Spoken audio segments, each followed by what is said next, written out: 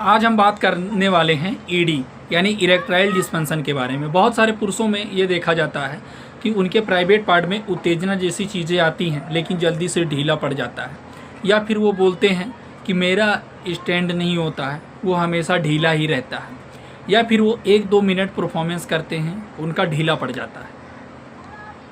ये क्यों होता है, क्या दिक्कत, क्या समस्या होने पर इस समस्या में क्या करना चाहिए, सारा जानकारी हिंदी में बताएंगे। चैनल पे नए हो चैनल को ज़रूर सब्सक्राइब कर लेना, ऐसी ही जानकारी भरी वीडियो हम आपके लिए लाते रहते हैं। सबसे पहले बात करते हैं, बहुत सारे पुरुष बोलते हैं कि मेरी शादी हो गई है, शादी से पहले मेरे प्राइवेट पार्ट में उत्तेजना जैसी चीज़ें आता था और जल्दी से कहीं ना कहीं स्टैंड भी हो जाता था उनका प्राइवेट पार्ट, लेकिन अब वो बोल रहे हैं कि मेरी शादी हो चुकी है, 1-2 महीने बीत गए हैं और धीरे धीरे उनके प्राइवेट पार्ट में ढीलापन जैसी समस्या आ रहा है, या फिर वो 1 से 2 मिनट ही परफॉर्मेंस कर पा रहे हैं, जल्दी से डिस्चार्ज हो जा रहा है, टाइमिंग का ड्यूरेशन भी कम देखने को मिल रहा है।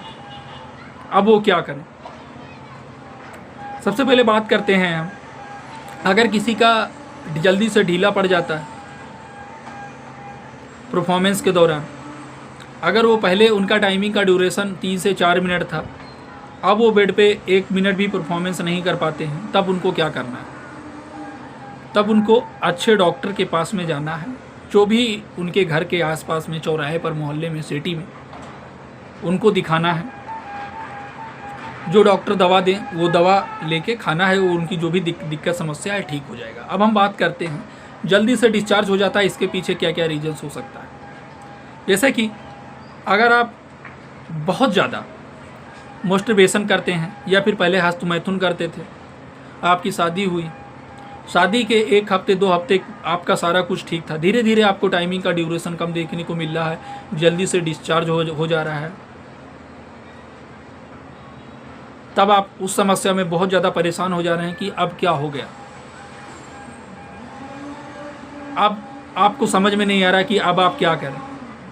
तो एक चीज़ आप ध्यान रखें, अगर आपकी शादी नहीं हुई है या आपका शादी हो गई है तो शादी के बाद में भी हस्तमैथुन, एक तरीके मास्टरबेशन करना, ये छोड़ दीजिए। अगर आप कर रहे हैं तो एकदम छोड़ दीजिए, नहीं तो आपको शादी के बाद में जल्दी से ढीलापन हो जाना, उत्तेजना जैसी चीज़ें ना आना, आपके शरीर में कमजोरी जैसी समस्याएं रहना, घबराहट जैसी चीज़ें होना, पेट में दर्द रहना, ये कुछ इसके लक्षण हैं जो आपको देखने को मिलेंगे अगर आप मास्टरबेशन या हस्तमैथुन करते हैं। तो हस्तमैथुन करते हैं तो एकदम छोड़ दीजिए। दूसरी चीज़ हम बात करते हैं, शादी के बाद में बहुत सारे लोगों में ये देखा जाता है कि पहले वो मास्टरबेशन यानी हस्तमैथुन करते थे तो वो बहुत ज़्यादा अपने आप को संतुष्ट कर पाते थे, सेटिस्फाई हो पाते थे, बहुत कम टाइम में ही उनको संतुष्टि मिल जाता था। लेकिन अब उनकी शादी हो चुकी है तो शादी के बाद में अगर वो परफॉर्मेंस करते हैं तो वो ना तो अपनी वाइफ को संतुष्ट कर पाते हैं और ना ही खुद संतुष्ट हो पाते हैं, जल्दी से उनका डिस्चार्ज हो जाता है। बहुत ज़्यादा सोचते हैं बहुत सारी बातों को लेकर के कि मुझे क्या हो गया, ये क्या हो रहा है, पहले तो मुझे 1 ही 2 मिनट में संतुष्टि में मिल जाता था, अब ऐसा क्यों नहीं हो रहा है। वो सोचते हैं काफ़ी टाइम तक परफॉर्मेंस करने के लिए, लेकिन बहुत कम टाइम में ही डिस्चार्ज हो जाता है। तो ये कंडीशन, सबसे पहले अगर आप अपने माइंड को शांत नहीं करते हैं, आप अपने माइंड में बहुत सारी ऐसी बातों को सोचते रहते हैं परफॉर्मेंस करते टाइम, अगर आप टाइम देखकर परफॉर्मेंस करते हैं तो इससे भी आपके पर्सनल लाइफ पे बहुत ज़्यादा इफेक्ट पड़ता है। तो आपको कभी भी टाइम देखकर परफॉर्मेंस नहीं करना है, या आपकी वाइफ हो या आपकी पार्टनर हो, टाइम देख के कभी भी परफॉर्मेंस नहीं करना है। दूसरी चीज़, अगर आपने कहीं ऐसी वीडियो देख लिया है जिसमें आपको 15 मिनट 10 मिनट टाइमिंग का ड्यूरेशन दिखाया गया है, आपने कहीं ऐसी कोई रील, कोई ऐसी क्लिप देख लिया है कि उसमें इस पोजीशन में ऐसे ऐसे होता है, अगर आप वो सारी चीज़ें देख करके परफॉर्मेंस कर रहे हैं तो वो सारी चीज़ें आप सही नहीं होता है, वो सारी चीज़ें फेक होता है, उस पर भी आपको ध्यान नहीं देना है। अगर आप परफॉर्मेंस करते हैं, आप अपनी वाइफ को संतुष्ट कर ले जाते हैं, आप संतुष्ट हो जाते हैं, तो इसमें टाइम मैटर नहीं करता है कि आप इतने टाइम करें तभी आपके लिए सेफ़ है। कभी आपको टाइम देखकर परफॉर्मेंस नहीं करना है।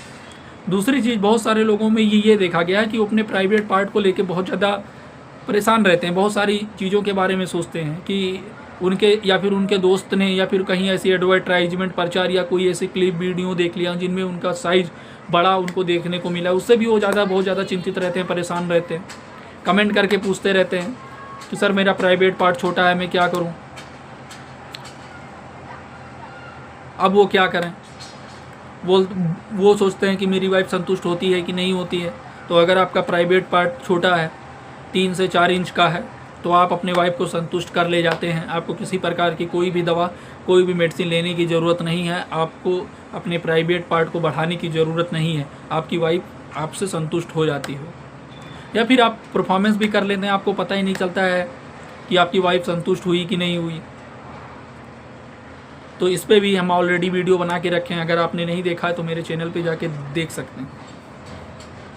अगर आप ये जानना चाहते हैं कि आपकी वाइफ है, कैसे पता करें कि आपकी वाइफ आपसे संतुष्ट हुई कि नहीं हुई, तो इसके ऊपर भी मैंने वीडियो बना के रखा है।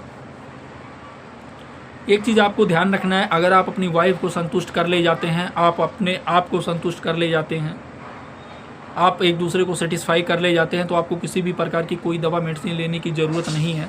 अगर आप ये सोच रहे हैं आपके प्राइवेट पार्ट आप बढ़ा लेंगे या आपका प्राइवेट मोटा और लंबा कर लेंगे तो आपकी वाइफ को ज़्यादा संतुष्टि मिलेगी, तो ऐसा कुछ भी नहीं है।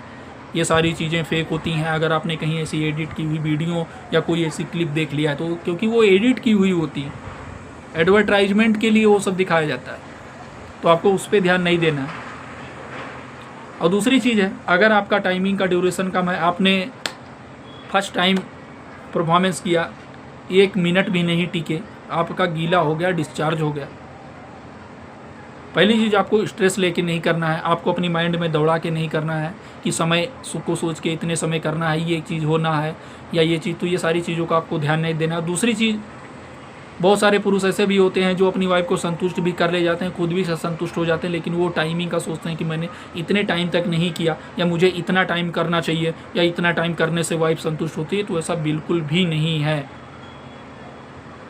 और एक चीज़ हम आपको देखने को मिलेगा, लेडीज़ों में या फिर पुरुषों में कहीं ना कहीं उनको कोई ऐसी क्लिप, कोई ऐसी वीडियो, कहीं ऐसी कुछ एडवर्टाइजमेंट देखने पड़ता है जो पुरुष का डिस्चार्ज कहीं ना कहीं ज़्यादा मात्रा में होता है या फिर लेडीज़ का डिस्चार्ज ज़्यादा मात्रा में दिखाया जाता है, उनको देखने को मिलता है। तो उस टाइम वो परफॉर्मेंस करते हैं तो कहीं ना कहीं उनके मन में ये रहता है कि मेरी वाइफ का इतना बहुत कम डिस्चार्ज क्यों नहीं निकलता है, या फिर पुरुष सोचते हैं कि मेरा इतना कम क्यों डिस्चार्ज आता है।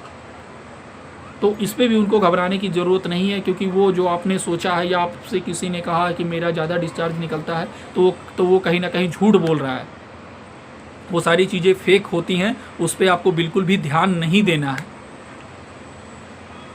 आपको ये सारी चीज़ों का समझना होगा। और दूसरी चीज़ हम बात करते हैं कि बहुत सारे लोगों में एक चीज़ देखा गया है कि वो परफॉर्मेंस करने के दौरान एक चीज़ उनके मन में ज़रूर रहता है कि हम क्या यूज करें या क्या चीज़ खाएं कि टाइमिंग का ड्यूरेशन बढ़ जाए, या फिर वो अपने टाइमिंग का ड्यूरेशन बढ़ाना चाहते हैं। बहुत सारे एडवर्टाइजमेंट मेडिसिन के बारे में वो सर्च करते रहते हैं।